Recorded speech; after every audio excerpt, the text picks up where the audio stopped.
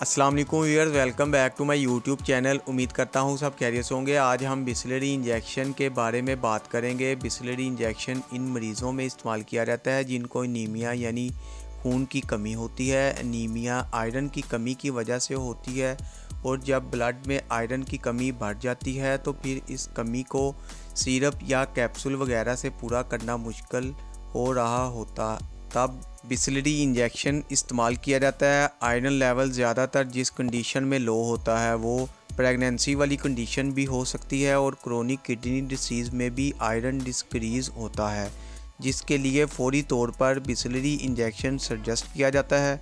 Bisleri injection की composition में शामिल है आयरन सुक्रोज एम्प्यूल 100 mg और 1 एम्प्यूल जो कि 5 ml का होता है। आयरन सुक्रोज सिर्फ इंजेक्टेबल फॉर्म में ही होता है। मेरा आपको कंपोजिशन बताने का मकसद ये होता है कि आपको मेडिसिन का फार्मूला या जेनेरिक नेम पर मौजूद होता है जिस पर खुसूसी तवज्जो दें, इस पे कंप्रोमाइज़ ना करें। कंपनी के नाम पर हो सकता है कंप्रोमाइज़। आयरन सुक्रोज या बिस्लरी इंजेक्शन की राइट डोज क्या होगी? प्रेग्नेंट ख़वातीन को बिस्लरी इंजेक्शन लगाने की ज़रूरत क्यों पड़ती है? बिस्लरी इंजेक्शन के साइड इफ़ेक्ट कौन कौन से आ सकते हैं? ये सब कुछ आज की इस वीडियो में आपको डिटेल में बताऊंगा। तो चैनल को अभी तक सब्सक्राइब नहीं किया तो चैनल को सब्सक्राइब कर लें।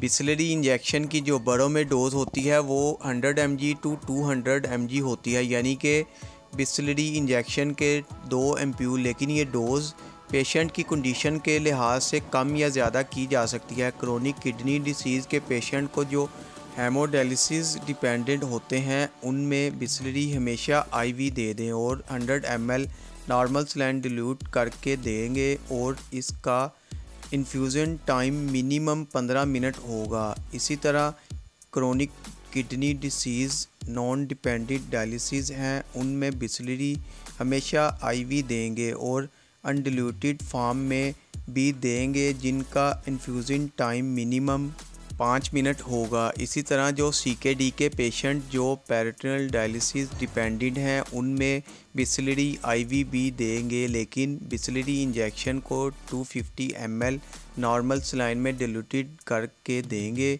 जिसका इन्फ्यूज़न टाइम मिनिमम 2.5 और होगा, यानी 2.5 घंटे। इसी तरह प्रेग्नेंट ख़वातीन में जिनकी HB नॉर्मल से कम होगी और डिलीवरी में 1-2 माह रहते होंगे उनमें बिस्लरी इंजेक्शन IV देंगे, जिसमें बिस्लरी इंजेक्शन को 100 ml नॉर्मल सलाइन में डिल्यूटेड करके देंगे जिसका इन्फ्यूज़न टाइम मिनिमम 45 मिनट होगा।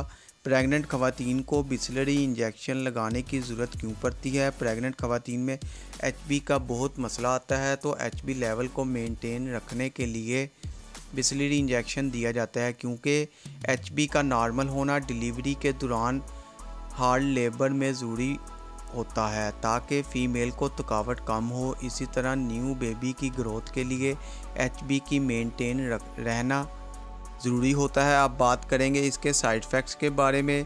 Cardiac, headache, muscle pain, vomiting, abdominal distress.